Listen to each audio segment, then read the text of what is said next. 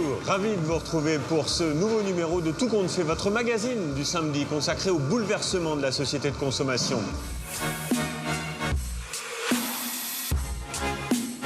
Et aujourd'hui, gros plan sur le manger sain.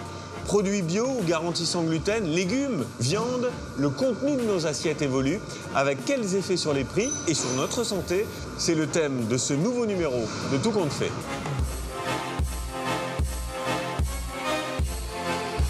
Moi qui ne mange pas du gluten, en réalité, là, on retrouve pratiquement le plaisir de manger une pizza. Ça, je mange pas, ça, je mange pas. Là, je mange. Déjà, évidemment, c'est la ligne, parce qu'on s'affine énormément. Est-ce que réellement ce mieux-être est dû au fait qu'il n'y ait pas de gluten? C'est le camping à la ferme, mais pour truc. Il y a quelque chose qui n'est pas normal. Il y a autant de cochons, mais il y a moins d'éleveurs. Voilà, les légumes remontent du champ directement au magasin. Allez, venez. Non, il est gros celui-là. Bonjour. Pardon ? Très bien, merci. On l'a tous remarqué, que ce soit au marché comme ici ou dans les grandes enseignes, les produits sains ont envahi nos rayons. Et désormais, c'est le sans gluten qui est devenu l'ennemi des étiquettes. Les ventes de ces produits ont explosé et devraient doubler dans les prochaines années. Alors comment sont-ils fabriqués et le sans gluten est-il vraiment bénéfique pour notre santé? Dans les coulisses d'un nouveau marché, enquête signée Rim Khalifa. Il y a encore peu, je ne faisais pas trop attention à ce que je mangeais. Quand j'avais un petit creux, j'avais juste à ouvrir mon placard. Se priver, être raisonnable, très peu pour moi. Mais depuis quelque temps, un nouveau phénomène envahit les rayons de nos supermarchés. On appelle ça le sans gluten. Impossible de passer à côté aujourd'hui, il existe du pain, des pâtes bolognaises et même des cookies sans gluten. Le gluten, c'est une protéine présente dans la plupart des céréales, surtout le blé. C'est ce qui donne du moelleux, de la consistance aux aliments. L'industrie agroalimentaire en met partout. Mais aujourd'hui, si on en croit les magazines, le gluten serait un peu l'ennemi public numéro 1. Résultat, le marché du sans gluten explose 80 millions d'euros l'an dernier. Aujourd'hui, manger sans gluten serait devenu synonyme de manger sain, de bien-être, de minceur. Alors régime miracle ou miracle économique? 600 000 Français seraient persuadés qu'éliminer le gluten serait meilleur pour la santé. Parmi eux, Morgane, 25 ans. Ce jour-là, sa maman l'accompagne faire les courses dans un magasin bio au cœur de Paris. Alors, est-ce qu'on commence par les fruits et les légumes ou est-ce qu'on commence par les autres trucs? Morgane a succombé à la folie sans gluten il y a 1 an. Et depuis, sa vie, ses repas, tout est réglé au gramme près. Il n'y a plus aucune place à l'imprévu. Ça, je mange pas, ça, je mange pas. Là, je mange. Ça, c'est du soja. Depuis qu'elle est passée no gluten, beaucoup de produits lui sont interdits. Et elle y regarde toujours à 2 fois avant d'acheter. Celui-là. Ah bah oui, c'est sans gluten. Le seul moyen de savoir, c'est de regarder. Au début, c'est bizarre, mais en fait, après, ça devient normal. C'est comme si je regardais la notice d'un appareil, quoi. Donc je pense qu'on va prendre ce chocolat-là. Morgane a réussi à convertir son petit ami, mais sa mère fait encore de la résistance. Je vous conseille, alors que de toute façon, ça m'est égal parce qu'il me tente et que je vais le prendre quand même. Si Morgane décortique toutes les étiquettes, c'est aussi pour essayer de réduire la facture. Car au rayon sans gluten, les prix sont 2 à 3 fois plus chers que les produits classiques. Le chocolat, par exemple, la tablette à 1,50 € en supermarché passe ici à 3 €. Quant au paquet de pâtes complète à 2 € d'habitude, il grimpe à presque 5 €. Ça vous fait 35,92 s'il vous plaît, par carte. Merci. Voilà, merci beaucoup. Morgane a créé un blog dans lequel elle partage ses recettes de cuisine. Parce qu'en plus d'arrêter le gluten, la jeune femme a décidé de se passer du lait et même de la viande. Ce jour-là, ce ne sont donc pas des saucisses que Morgane fait cuire. Ça ressemble à de la viande, c'est-à-dire que ça a la forme d'une saucisse. Ça a un peu le parfum d'une saucisse de viande blanche, de dinde, mais c'est pas de la viande, c'est du soja. On va dire que c'est une doublure de viande. Pour cuisiner, elle doit rivaliser d'imagination. Mettre du tofu à la place de la mozzarella, de la farine de riz pour concocter ses gâteaux.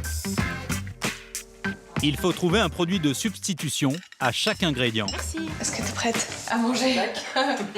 Vas-y, je te laisse prendre. La jeune femme se complique sacrément la vie depuis 1 an. Mais d'après elle, elle aurait vu les résultats du jour au lendemain. Déjà, évidemment, c'est la ligne, parce qu'on s'affine énormément, on est moins gras et moi, j'ai beaucoup plus d'énergie. Après chaque repas, normalement, le midi, j'avais le pic, la chute, quoi. La chute où pendant 2 heures, je suis un peu endormie et tout. Là, maintenant, je l'ai plus. Je me sens beaucoup plus tonique. Quand je fais du sport, je suis plus endurante. Je dors beaucoup mieux. Je suis très admirative. J'ai pas le courage de passer le pas, mais je suis absolument convaincue de tout ce qu'elle dit. Morgane n'est pas un cas isolé.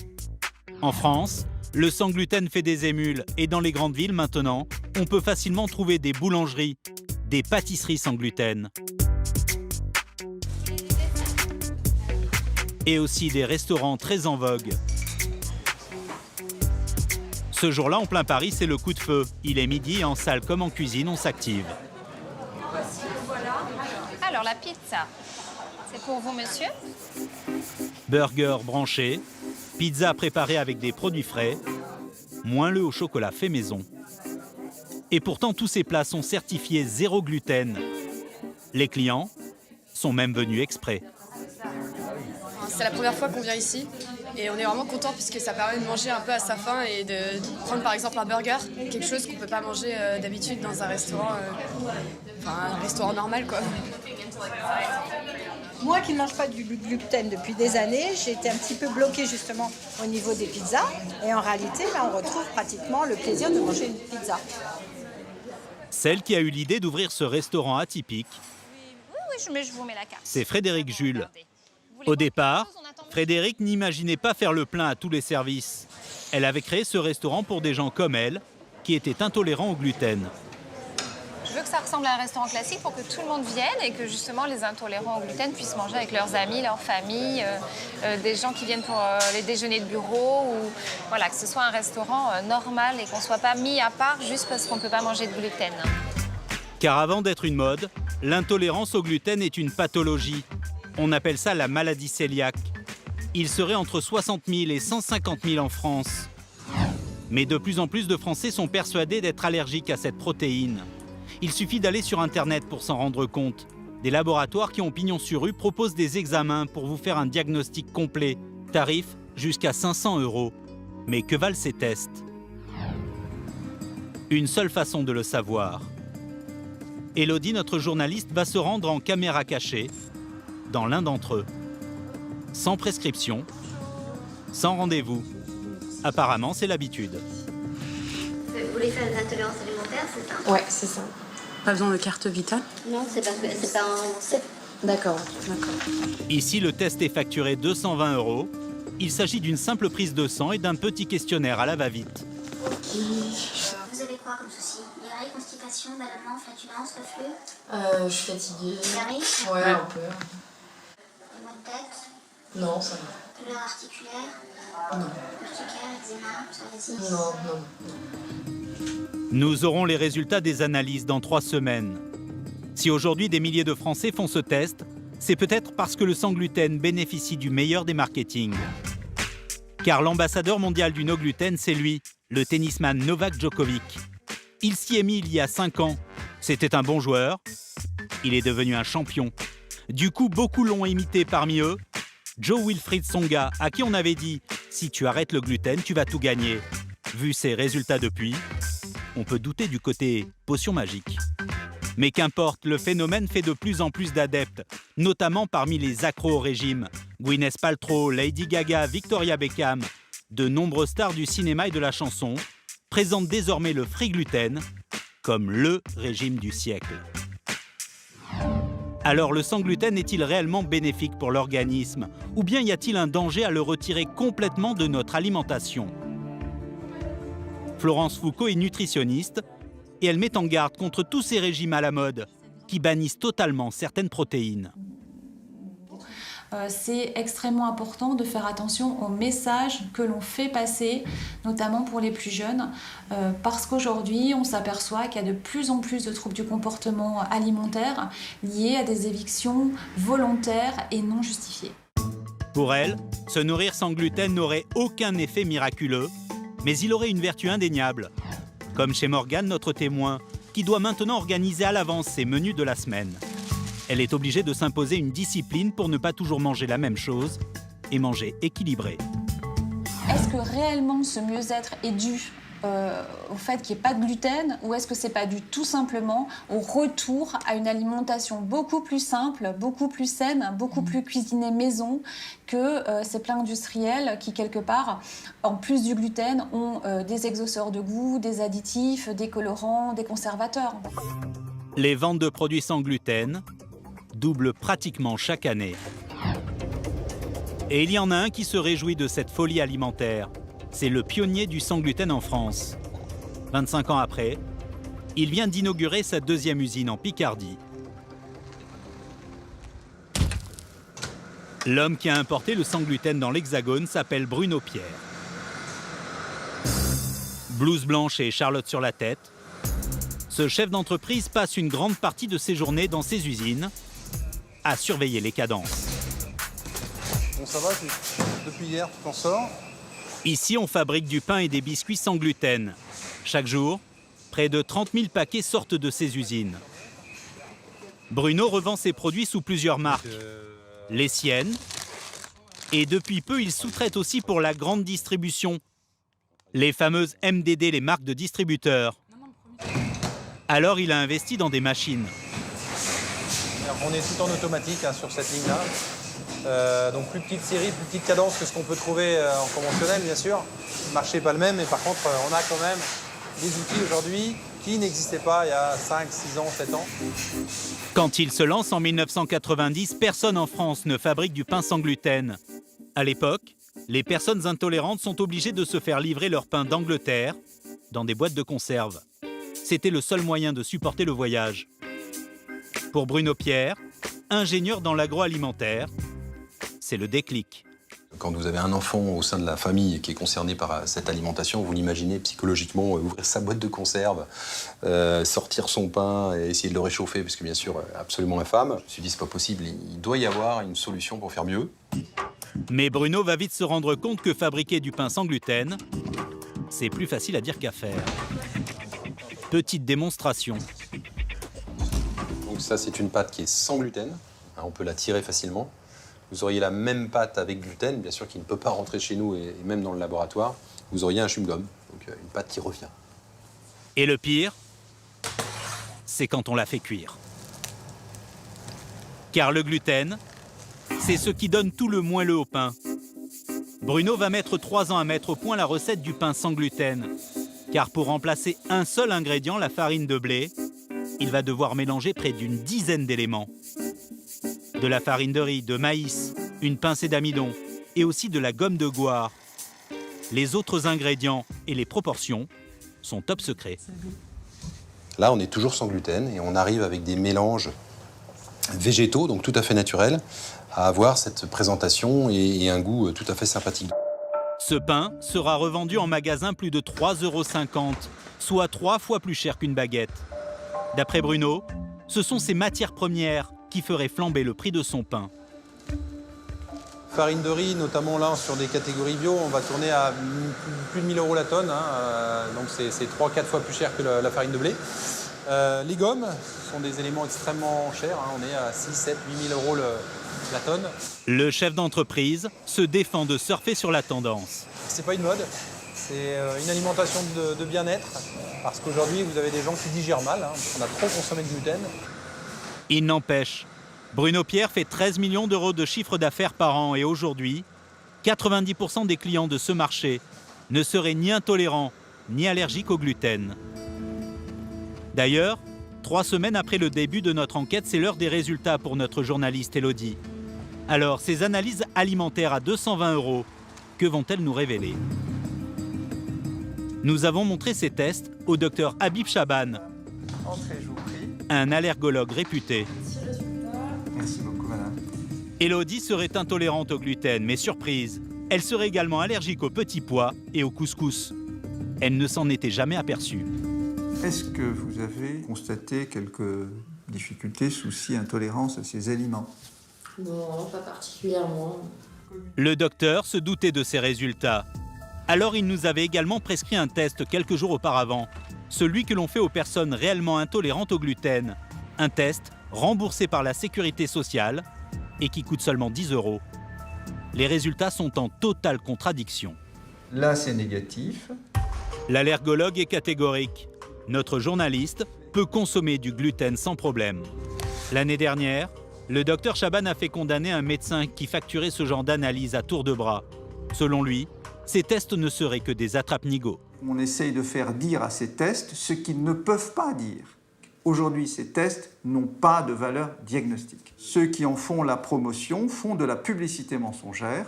On ne peut absolument pas tirer des conclusions et proposer à des patients de suivre un régime sur la base de ces résultats. C'est totalement fallacieux. Régulièrement, il semblerait que notre société ait besoin de s'enticher d'un nouveau régime en vogue, du régime miracle, qui nous rendra beaux à l'extérieur et à l'intérieur. Le sans gluten sera-t-il un jour victime de cet effet de mode? Ses partisans sont convaincus du contraire. Les industriels prédisent même que dans 4 ans, le marché du gluten-free dans le monde atteindra les 7 milliards de $.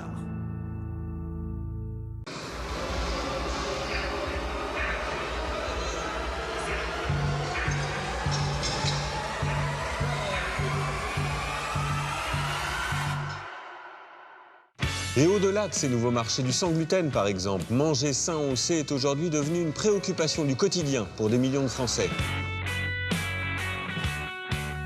Le marché du bio notamment, comme les fruits et légumes, les ventes de produits bio en 8 ans ont bondi de 50% avec la promesse d'un effet positif sur notre santé.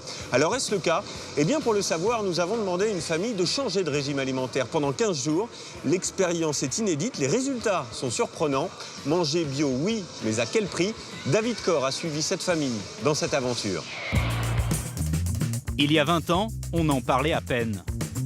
Aujourd'hui, les produits bio envahissent nos étals. Ils nous poursuivent jusque dans les rayons de nos supermarchés. Et désormais, le bio se décline à l'infini. C'est un marché de plus de 5 milliards €. 6 Français sur 10 déclarent en consommer régulièrement. Mais manger bio, est-ce aussi facile qu'on veut bien nous le faire croire? Combien cela coûte-t-il? Et surtout, au-delà du goût, est-ce bon pour la santé? Taverny dans le Val d'Oise, une petite ville de 25 000 habitants à 30 km de Paris. Voici la famille Flodrops. Il y a Clotilde, Romane, Bénédicte la maman, infirmière de nuit, Émeric le petit dernier et Emmanuel le papa, technicien vidéo. D'ordinaire, ils achètent tout en supermarché. Des produits de très grande consommation. Ils pensent que manger bio n'est pas compatible avec leur mode de vie. On est pris dans la spirale quotidienne du travail. On va tout bonnement à la facilité, il faut le reconnaître. Le bio reste pour moi une denrée qui reste chère. Cette famille a accepté de se livrer à une petite expérience. Essayer de manger exclusivement bio pendant 10 jours non-stop. Comme cet univers leur est totalement inconnu, Bénédicte? Oui. Bonjour, je suis Carole de Souza, la coach en nutrition. Bonjour Carole. nous avons décidé de leur donner un petit coup de main. Pour leur première course, nous avons fait appel à une nutritionniste parisienne, experte dans le bio. Enchantée Carole. Donc, moi je vais vous aider de passer du non-bio au bio. Je vais vous accompagner, mais pour cela, j'aurais quand même un petit peu besoin de mieux cerner ce que vous avez dans vos placards et dans votre réfrigérateur. Alors, voyons voir. Jambon, alors les produits sous vide, la viande, le poisson, la volaille. La nutritionniste va d'abord prendre en photo tous les produits que la famille a l'habitude de consommer. Bonne tarte. Son job consiste maintenant à leur montrer qu'on peut trouver des aliments équivalents, Le ketchup, on peut trouver par exemple. 100% bio. Vous n'êtes pas trop dépité, mais Bah, ça a un sacré changement d'habitude, hein, quand même. Eh bien, nous allons partir en supermarché à la recherche de tous ces produits bio. Aujourd'hui, tout un tas de magasins se sont spécialisés dans le bio. Il y en aurait plus de 2000 en France. Mais là où vit Bénédicte à la campagne, il y en a 2. Le plus proche de chez elle est une petite épicerie indépendante. Les Flodrops n'ont pas la moindre idée de ce qui les attend. Alors là, ce sont des vrais paniers bio en osier. D'habitude, ce sont des paniers en plastique. Ah, là, ils sont jusqu'au boutiste. En pénétrant dans cette boutique où ils n'ont pas leurs habitudes, la famille Flodrop n'a plus aucun repère. On va peut-être commencer par le petit déjeuner. Alors, qu'est-ce qui vous semble le plus ressembler à ce que vous avez l'habitude de prendre? Galettes de riz complet, biscottes à la farine de bise et des flocons de quinoa en guise de céréales. Le pauvre petit Emeric est complètement perdu. Parce que normalement, elles sont en forme de lune. Et puis j'allais dire Emeric, il aurait peut-être pu prendre ça avec de la crème de marron, mais Je sais pas s'il va aimer. voilà, c'est ça. On va plutôt le laisser sur le caramel alors. J'aime pas le caramel. L'appellation bio, c'est l'assurance d'acheter des produits sans traitement chimique. Tout doit être naturel. Avoir recours aux additifs, aux colorants ou aux exhausteurs de goût est rigoureusement interdit. Et quand on cherche bien... Dans le réfrigérateur, il y avait également de la pâte à tarte, les lardons. Il y avait également du saumon fumé, ça tombe bien, il est en bas. Vous voyez qu'on en trouve des choses finalement en bio. Ça a pris un peu plus de temps que d'habitude, mais finalement, tout y est. Bon, moi je pense qu'on a tout. Et là, à vue de nez, avec les produits que vous avez choisis, vous estimez vos courses à combien? Comme ça dans un supermarché normal, je dirais peut-être 160. Bénédicte est loin du compte. Le bio est réputé être 30% plus cher, en moyenne. Mais comme ici, c'est un petit magasin indépendant, les prix vont s'envoler.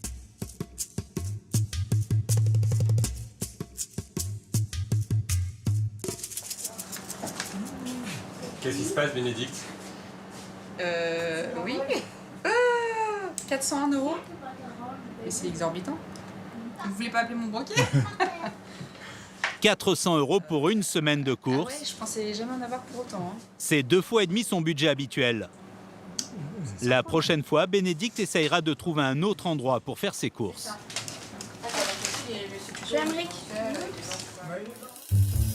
De retour chez les Flodrops, nous allons remplacer un par un les produits de leur garde-manger par leur équivalent en bio. Il n'y a plus qu'à passer à table. Les filles, vous venez mettre la table s'il vous plaît? Au menu, jambon, salade de tomates et maïs. Le bio est réputé pour avoir plus de goût. Premier repas, première impression. Au niveau du goût, ça change pas. C'est pareil. Bon, c'était bon, hein, mais je dirais pas plus que ce qu'on prend d'habitude. Voilà. Leur incursion dans l'univers du bio a comme un petit arrière-goût amer. Quelques jours plus tard, nous retrouvons Bénédicte. Elle pense avoir déniché un bon plan sur Internet pour payer ses légumes moins chers. Alors là, je pars dans le Vexin, 55 km. Puisque je me suis renseignée, j'ai trouvé une ferme, voilà. Donc on est mercredi, il fait beau. Je me suis dit que c'était l'occasion d'aller faire une promenade avec mon fils. Et on va revenir avec des légumes biologiques pour notre programme bio. C'est à 1 heure de route. Elle a choisi cette exploitation parce qu'elle est plutôt originale. Les champs se trouvent juste en dessous du château de la Roche-Guyon. La bâtisse date du XVIe siècle. De quoi occuper Emeric, le temps de faire les courses. Je viens pour le potager bio. Ben c'est parfait. Voilà. Je vais vous emmener voir ce merveilleux jardin. D'accord, entendu. Tu viens, Emeric? T'as vu? Toi qui aimes les châteaux, tu le trouves comment? Oh, puis il y a des histoires de chevaliers. Tu le trouves beau? Ah, ouais. c'est superbe. Waouh, c'est super joli.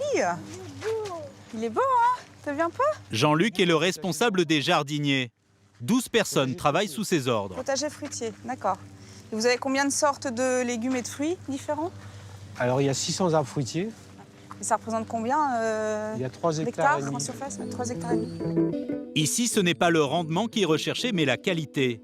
100 kilos de fruits et légumes sont récoltés chaque semaine. C'est 20 fois moins que dans l'agriculture intensive. Et les produits sont très différents de ceux qu'on trouve d'habitude au supermarché. Très très bon. Tiens, tu peux cueillir. Tu veux cueillir une poire, Emeric? Tu tournes un petit peu comme ça. Tu fais un quart de tour avec ta main et elle reste détachée. Tourne encore. J'en profite. Elle n'est pas pourrie. Tu sais ce que c'est? C'est parce que justement, on n'utilise pas de pesticides sur ces poires-là. Donc il peut y avoir des taches. C'est parce que dans les magasins, tu es habitué à les voir trop beaux. Le couteau, on le retirera. Jean-Luc n'emploie aucun engrais chimique, aucun désherbant. Et l'insecticide ici, c'est 100% naturel.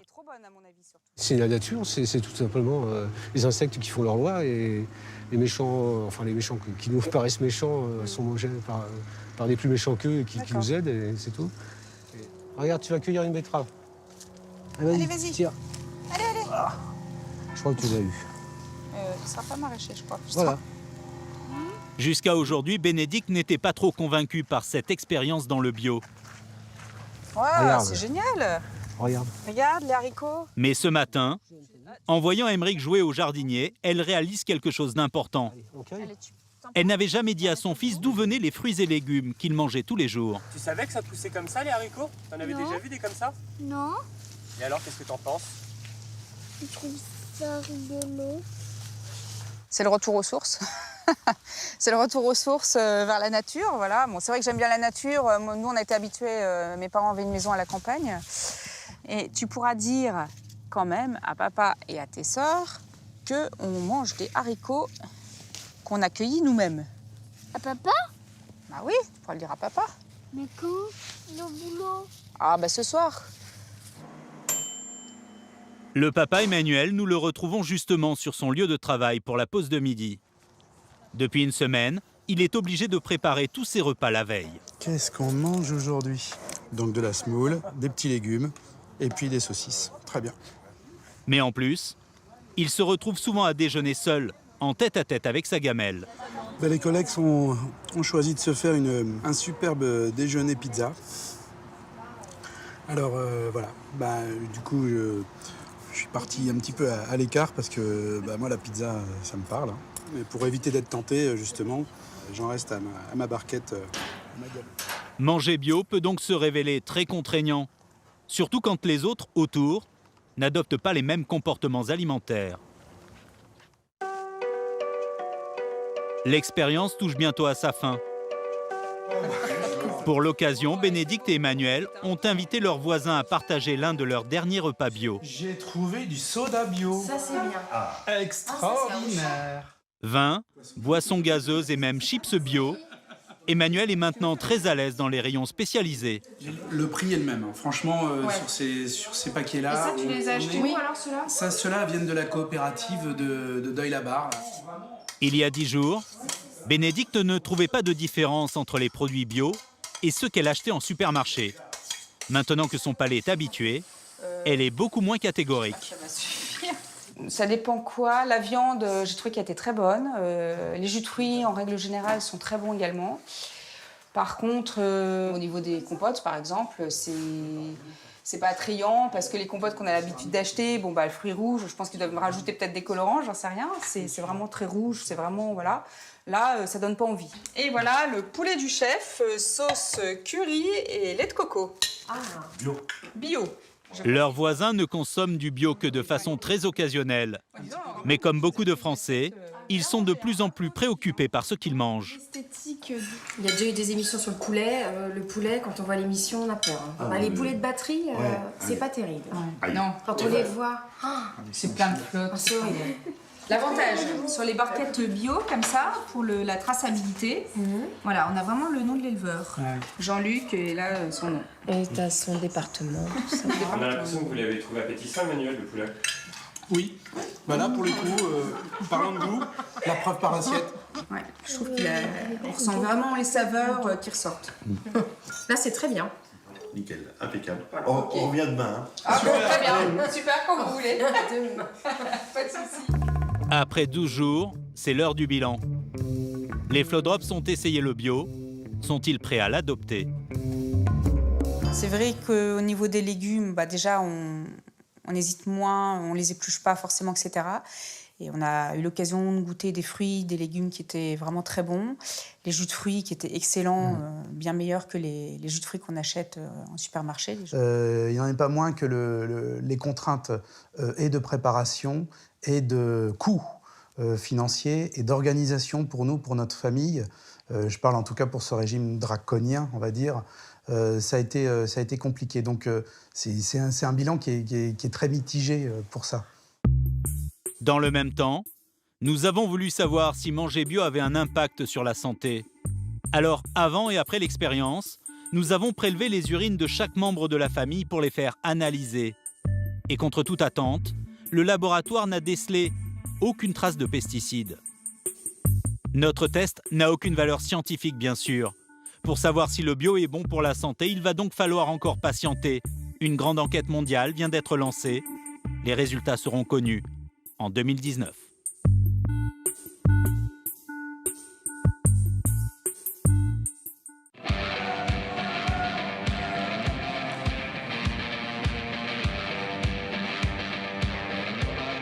Ça va?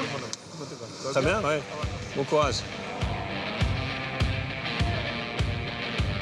On vous emmène à présent dans les coulisses de cette agriculture responsable. Face à la crise du secteur agricole, de nombreux éleveurs, de nombreux producteurs ont décidé de se lancer dans ce nouveau filon. Loin des manifestations et du mécontentement général, direction le Morbihan avec Baya Bélanger.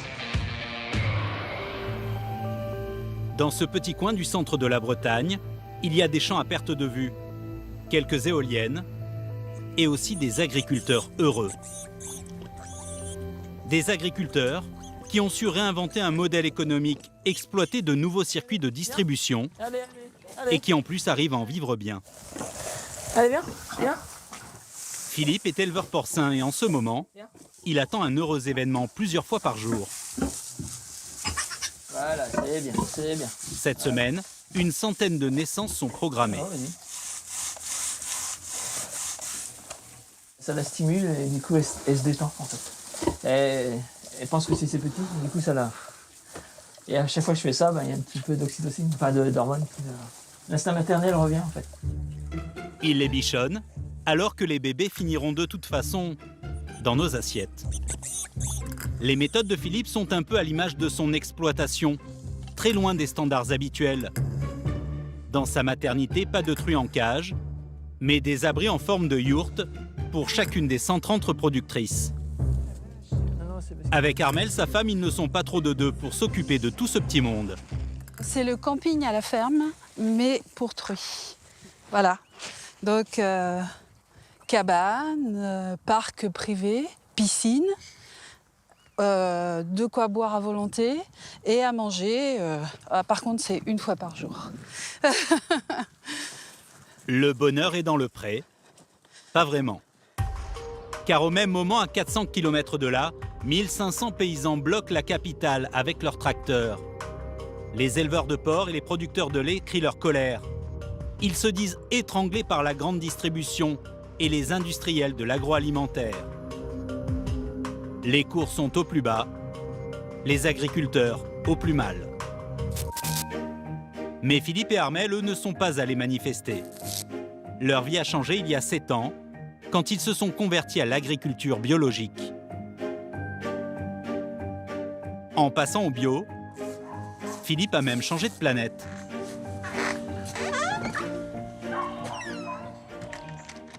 Les truies qui servent à la reproduction vivent en plein air. Les porcs destinés à notre consommation sont logés dans un autre endroit, dans des bâtiments de ce genre. Un porc élevé en batterie a droit à 80 cm². En bio, ils ont 3 fois plus d'espace. Et pour plus d'hygiène, Philippe est même obligé de recouvrir le sol en béton avec de la paille. Ah bah ils adorent ça, hein.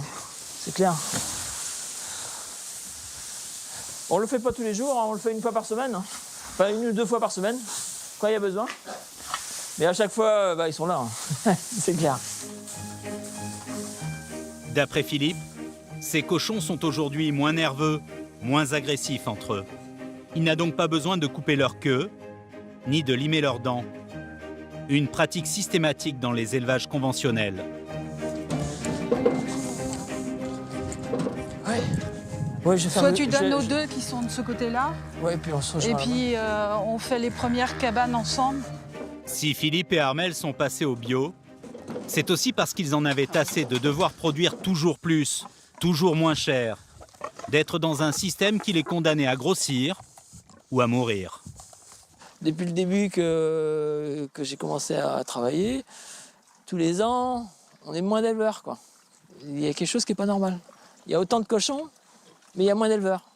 En fait, c'est un système qui nous détruit, en fait, quoi. Enfin, qui globalement, dans son ensemble, en fait, nous élimine.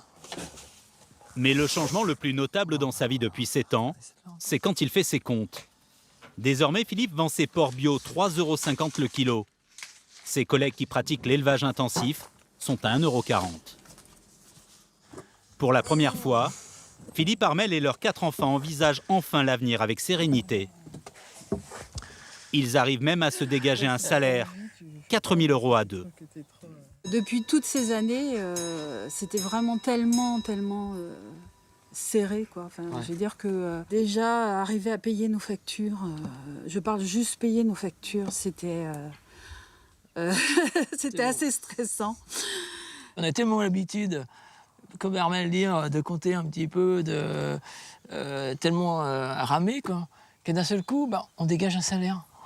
Oh la vache! Il dit qu'est-ce qu'on a fait? Mais non, c'est pas possible. Pour la première fois, on paye des impôts.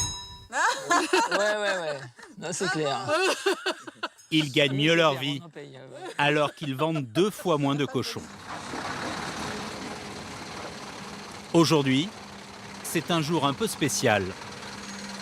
Aujourd'hui, c'est le départ. C'est le départ à l'abattoir, la phase finale. On va juste aider à charger les cochons.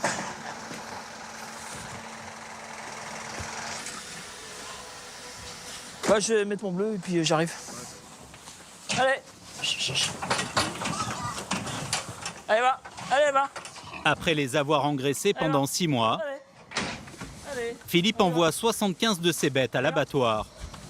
Allez. Ouais, t'as bien les 15 là? 15 encore là. Ouais, 15 après. Il va. Allez. En fait, non, on n'a pas trop d'état d'âme. C'est un peu particulier, mais. Et je te dirais même qu'après, la prochaine étape, je vais recevoir le bon de peser. Et c'est aussi une satisfaction en fait. Autant que de les voir naître, c'est aussi le résultat en fait. J'oublie jamais en fait que c'est pour notre consommation. C'est pas. Voilà. Savoir qu'il participe à nourrir les Français, ça fait partie de son petit plaisir.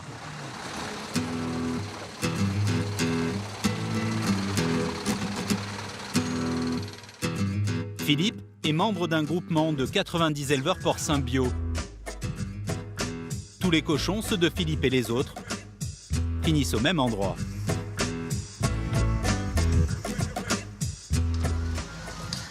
Bonjour Philippe, ça va? Pour maîtriser la filière de A à Z, ils ont acheté 2 ateliers de transformation, dont celui-ci. C'est Corentin, le directeur du groupement, qui fait la visite. Bonjour. Ça va? Bonjour. Philippe Moreau, c'est un éleveur de porc bio. Voilà. Donc là, on est sur la saucisserie bio, Philippe, tu vois, on a passé au broyeur. Tu mets toujours les mêmes morceaux? Toujours les mêmes morceaux, toujours les mêmes proportions. Philippe est très regardant sur le produit fini. La partie poussage, donc ça c'est un poussoir mécanique. D'accord. On a des boyaux qui sont sur tube, et puis le principe c'est de pousser la chair dans le boyau. Ici, le boyau est 100% naturel, le broyeur artisanal. Pas d'additifs, pas de colorants, ni d'exhausteur de goût, juste des épices. Pour contrôler les prix et garantir un revenu satisfaisant aux agriculteurs, l'entrée de nouveaux éleveurs porcins bio au sein du groupement est extrêmement limitée. Ouais, ces dernières années, on augmente régulièrement le nombre de producteurs, tout en essayant de coller à la demande pour ne pas surproduire. Ce serait la catastrophe pour nous, ce serait qu'il y ait trop de production par rapport à ce qu'on sait vendre. Donc on est toujours attentif à ce qu'on met en production et au nombre de producteurs qui nous rejoignent. À certains moments, on leur demande de patienter avant que le marché soit complètement mûr. De plus en plus d'éleveurs voudraient se convertir au bio, mais pour l'instant, le porc bio ne représente que 0,5% de la production française.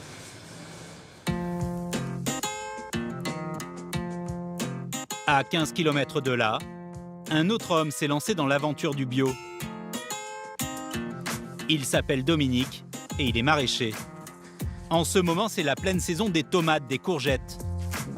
Pour obtenir l'appellation AB, il a dû bannir les produits désherbants. Et pour les carottes, ce n'est pas ce qu'il y a de plus marrant.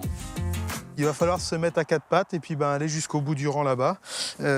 Pour désherber, enlever toute la mauvaise herbe. La carotte est quand même fragile, donc on est obligé de faire des passages réguliers pour enlever brin par brin. Donc c'est beaucoup de temps à passer. Quand les clients achètent 1 kilo de carottes, ça coûte 2,50 €. Mais les 2,50 €, en gros, l'essentiel, c'est ma main-d'œuvre, quoi. Le coût de la graine, c'est rien, mais c'est que du temps de travail. Avec des produits chimiques, les agriculteurs non bio peuvent désherber 10 hectares en 1 heure. À la main, Dominique n'aura le temps de nettoyer qu'une allée de 50 mètres. Et voilà, c'est la fin du rang. Un travail de titan. Mais produire bio a aussi ses bons côtés. Dominique n'est plus un agriculteur du genre stressé. Ça va être une petite récolte ce matin parce qu'il a fait du temps gris et il a plu toute la semaine. Donc ça pousse tranquillement, on n'a pas d'impératif. Ce qui est mûr est à vendre, ce qui n'est pas mûr, ça attendra la semaine suivante. L'agriculteur réussit à écouler la quasi-totalité de ses produits sans intermédiaire, directement aux clients. Il n'est donc pas soumis aux diktats de la grande distribution, ni à ses cadences, ni à ses caprices sur la taille des légumes. Il y a des trop petites, il y en a qui ont une forme un petit peu pas tout à fait ronde. Ça, par exemple, ça rentre pas bien dans une cagette, donc ça serait réformé, jeté, alors qu'elle est très bonne. Hein. Moi, ça me révolte, c'est un gaspillage énorme qui n'est pas justifié du tout. Avec Philippe, pas de gaspillage et son bilan carbone est excellent. Son magasin se trouve à 100 mètres de ses champs. Voilà, les légumes remontent du champ directement au magasin. Hop.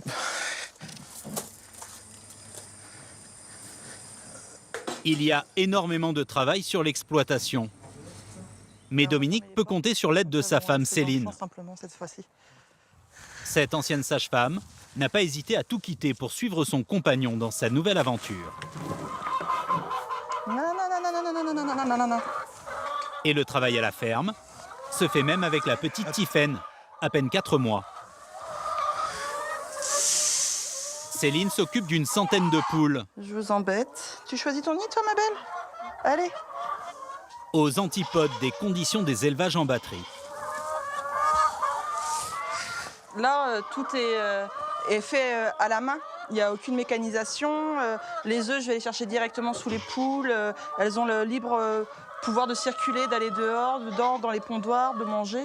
Donc elles sont vraiment tranquilles, en liberté, comme elles le veulent.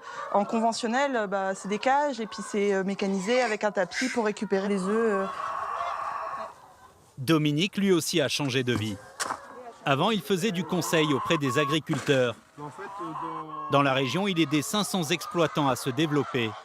Il a vécu de l'intérieur les dérives du système intensif jusqu'à l'overdose.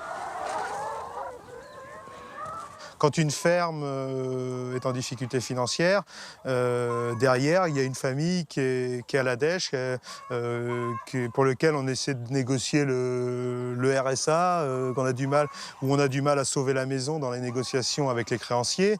Bon, humainement, c'est dur à vivre. Et quand on se dit que le modèle va dans ce sens-là et que les plus gros grossissent au détriment des plus petits qui restent sur le côté, ça me pose un petit peu ça me posait un cas de conscience. Donc, je voulais plus participer à ce modèle-là, quoi. Il y a 3 ans, quand Dominique a quitté la vie de bureau pour travailler au grand air, pour lui, cela sonnait comme une évidence. Il fallait faire du bio. Allez, Apple, Calico! Dominique croit aussi beaucoup au circuit court, même si ça demande plus de travail. Tous les vendredis, une dizaine d'agriculteurs bio des environs se retrouvent chez Dominique. Parmi eux, Philippe, notre éleveur de porcs. Salut Philippe, ça va? Dominique, Philippe et les autres ont inventé un nouveau modèle économique pour écouler leurs produits. On attaque. Ils vendent des paniers bio commandés sur leur site internet. Les clients choisissent ce qu'ils veulent. Les colis sont préparés à la demande par les agriculteurs eux-mêmes. Un melon charentais, une aubergine striée.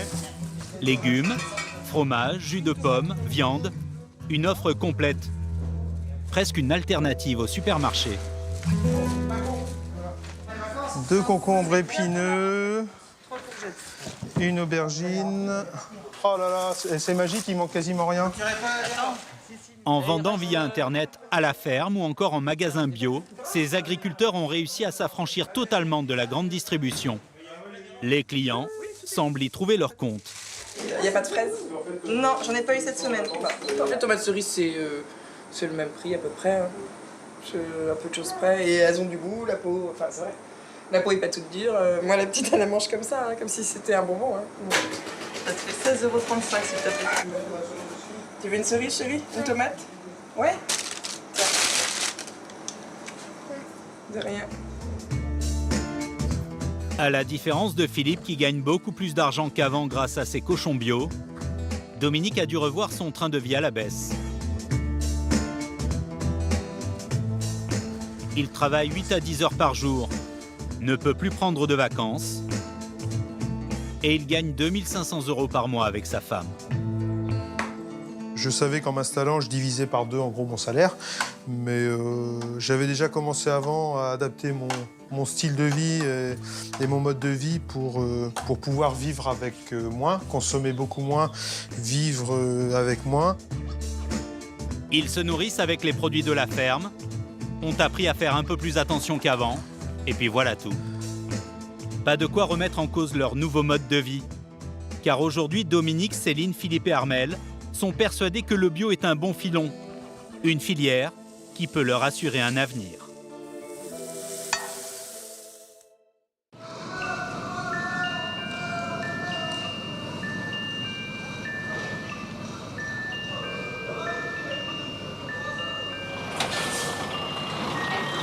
Et aujourd'hui, comme Philippe, Céline et Dominique, plus de 26 000 agriculteurs se sont déjà lancés dans la filière bio. Ils sont des centaines à se convertir chaque année.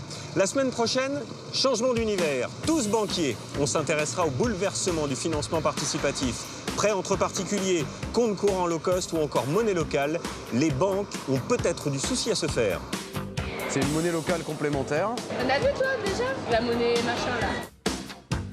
Are you paying with Bristol Pound by any chance? No, and it's first Bristol Pound. Ma banque, comme beaucoup de banques, ne voulait pas me prêter d'argent. J'ai fait un crédit pour payer mes impôts. Je me suis retrouvé avec un revolving à 14%. C'est ici que tout se passe. On n'aurait jamais eu accès à monsieur et madame tout le monde sans le crowdfunding. Ce sont essentiellement nos actionnaires privés qui nous ont permis d'en arriver là où on en est aujourd'hui. Vers la fin des banques, ce sera samedi prochain à 14h40 sur France 2 dans Tout compte fait. Merci de votre fidélité et restez curieux. Bye bye.